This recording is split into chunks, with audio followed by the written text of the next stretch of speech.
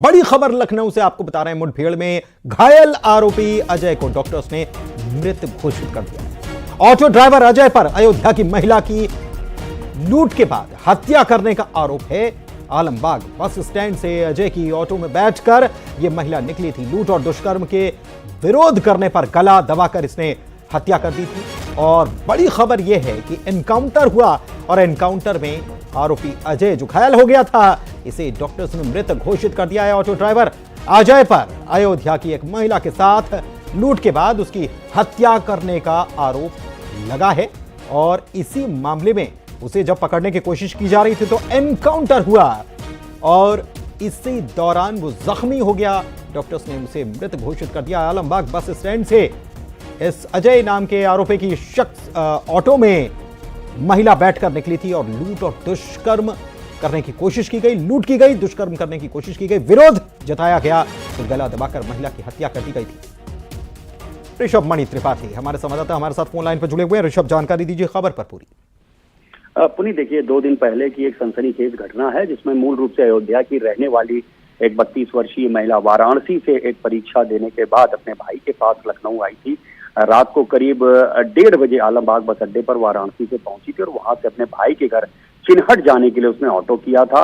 इसी अजय के ऑटो में सवार होकर ये महिला निकली थी, लेकिन ऑटो चालक अजय चिन्हट ना ले जाकर मलिहाबाद में एक सुनसान इलाके में ले गया है उस महिला आशा को और वहां पर अपने भाई के साथ दुष्कर्म की कोशिश की है इस महिला के साथ और इसका कुछ सामान भी लूटा है। जब इस महिला ने विरोध किया है तो दुपट्टे से गला कसकर इस महिला की हत्या कर दी गई। एक सनसनीखेज घटना थी और राजधानी लखनऊ की पुलिस ने इसमें बहुत मेहनत की है। सैकड़ों सीसीटीवी फुटेज खंगाले गए हैं जब जाकर उस ऑटो की पहचान हुई है। दिन में ही इस आरोपी अजय का भाई दिनेश जो इस वारदात में शामिल था उसको पुलिस ने गिरफ्तार कर लिया था। वारदात में इस्तेमाल ऑटो बरामद हो चुका था और अभी देर शाम ये सूचना मिली थी कि अजय भी मलिहाबाद में कहीं छिपा हुआ और भागने की कोशिश कर रहा है, जिसके बाद लखनऊ वेस्ट की पुलिस, मलिहाबाद थाने की पुलिस और वेस्ट की क्राइम ब्रांच ने घेराबंदी की है और अजय की ओर से पुलिस टीम पर फायरिंग की गई है। जब पुलिस की ओर से जवाबी कार्रवाई हुई है तो अजय उसमें बुरी तरह घायल हुआ है। अजय को जब अस्पताल ले गए हैं वहां डॉक्टर्स ने अजय को मृत घोषित कर दिया गया। अजय के बारे में बताया जाता है कि पहले से भी अजय पर 20 मुकदमे दर्ज थे आपराधिक प्रवृत्ति का था और फिलहाल वो ऑटो चला रहा था और जब मौका मिलता था तो छोटी मोटे अपराध भी कर लेता था। लेकिन इस बार उसने जिस अपराध को, जिस वारदात को अंजाम दिया वो बहुत ही सनसनीखेज थी। एक महिला की उसने हत्या की थी, दुष्कर्म का प्रयास किया था।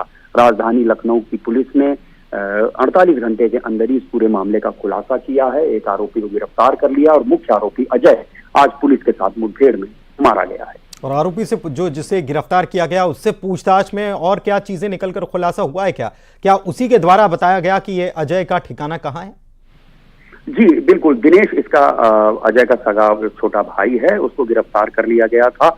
उससे जब पूछताछ हुई है तो उसने ये बात कबूल ली कि हाँ ऐसी वारदात हम दोनों भाइयों ने मिलकर की है, लेकिन वो अपना रोल बार बार ये बताता रहा कि वो हत्या की वारदात में शामिल नहीं था, उसने दुष्कर्म का प्रयास नहीं किया था, लेकिन वो हाँ शव को कहीं छिपाने की कोशिश जरूर कर रहा था।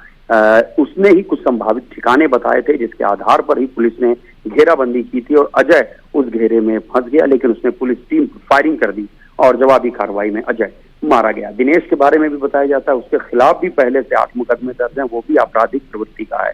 तो राजधानी लखनऊ पुलिस के ऊपर जो सवालिया निशान लग रहे थे, 7 पुलिसकर्मियों को सस्पेंड किया गया था इस पूरी वारदात के चलते। जो SHO आलमबाग है उनको सस्पेंड किया गया था, एक सब इंस्पेक्टर समेत 5 हेड कांस्टेबल भी सस्पेंड किए गए थे और बहुत दबाव लखनऊ पुलिस के ऊपर आ गया था, जिसके बाद लखनऊ पुलिस ने ये बड़ी कार्रवाई की है। दिनेश जो सह आरोपी था वो गिरफ्तार हो गया है, मुख्य आरोपी अजय मुठभेड़ में मारा गया है। मुख्य आरोपी अजय मुठभेड़ में मारा गया है। लेकिन ये वारदात जिस तरीके से अंजाम दी गई थी ये भी अपने आप में बहुत हैरान करने वाली है ऋषभ। और इस मामले में आपने तो पूरी जानकारी दे ही दी कि ये इसके ऊपर 20 से अधिक मुकदमे दर्ज थे। किस प्रकार के इसके ऊपर मामले चल रहे थे? क्या इससे पहले भी इसने रेप की जैसी कोई वारदातें अंजाम देने की कोशिश की है?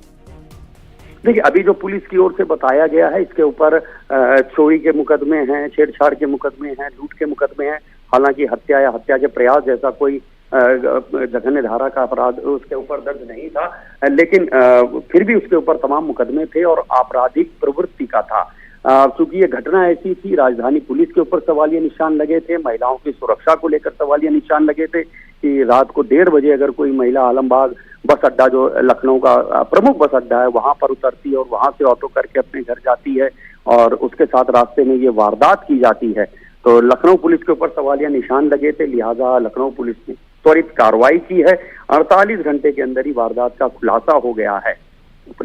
बहुत शुक्रिया आपका ऋषभ, इस बड़ी खबर पर जानकारी देने के लिए। तो ये बड़ी खबर आपको बता रहे हैं, और महिलाओं की सुरक्षा को लेकर जिस तरीके से एक खबर सामने आई, उसके बाद तमाम तरीके के सवाल खड़े हो रहे थे। 1 लाख रुपए का इनाम भी घोषित किया गया था, लेकिन आखिरकार एनकाउंटर हुआ जिसमें अजय को ढेर कर दिया गया। डॉक्टर्स ने उसे मृत घोषित कर दिया। उस पर कई सारे मामले पहले से दर्ज थे।